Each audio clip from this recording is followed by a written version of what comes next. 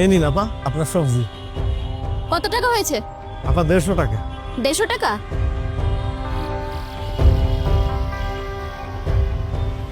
আপা আমার কাছে তো 1000 টাকা খুচরা নেই। দেখুন একটু ভালো করে, থাকতেও তো পারে। না আপা নেই, সকাল থেকে তেমন বেচা কিনা হয়নি। আপনি একটু দেখুন না আপনার কাছে আছে কিনা। আমার কাছে থাকলে তো আমি আপনাকে খুচরাই দিতাম, আমার কাছেও নেই। আচ্ছা, আমি তো প্রতিদিনই এই রাস্তা থেকে যাতায়াত করি, আর আপনার থেকে এই সবজি নেই সবসময়। আমি কাল না হয় আপনার টাকাটা দিয়ে দেবো। কাল? হ্যাঁ। আচ্ছা ঠিক আছে তাহলে। Thank you.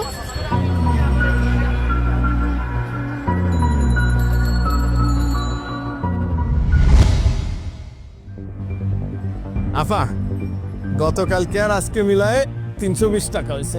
এই নেন। 320 টাকা দিচ্ছি। আজকেও না আমার কাছে 1000 টাকার নোট খুচরা নেই।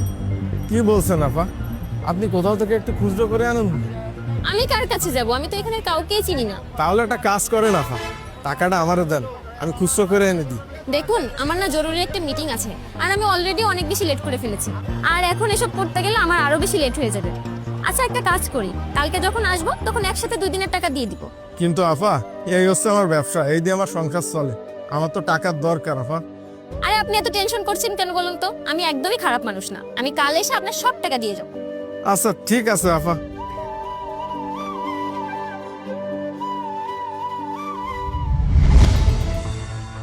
আরে ওই আপার ব্যাগ না?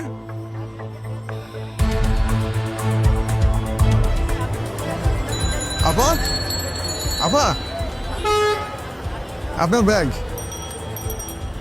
আমার পার্স আপনার কাছে কিভাবে? আপা আপনি যখন আইছিলেন পাঁচটা মনে হয় ভুল করে আমার দোকানে ফেলাই আইছিলেন। ও, থ্যাংক ইউ।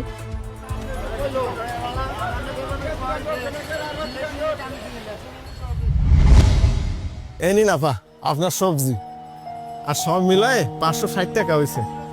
আরে, আমার পার্স কোথায় গেল? আমি না আমার পার্সটা খুঁজে পাচ্ছি না। আজকে বাসা থেকে যখন বের হয়েছিলাম পার্সটা নিয়েই বের হয়েছিলাম, আর আপনার জন্য খুচরা টাকাও নিয়ে এসেছিলাম। কোনো ব্যাপার না আপা, আপনি কালকে এসে টাকাগুলো দিন। কিন্তু আপনি আমাকে কি ভাববেন বলুন তো? আমি আপনার জন্য সত্যি খুচরা টাকা নিয়ে এসেছিলাম। বললাম তো আপা কোনো সমস্যা নেই।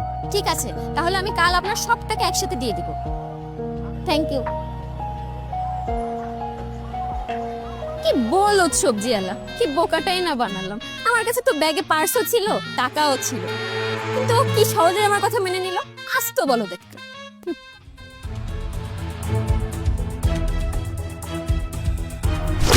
আরে চোর চোর, আমার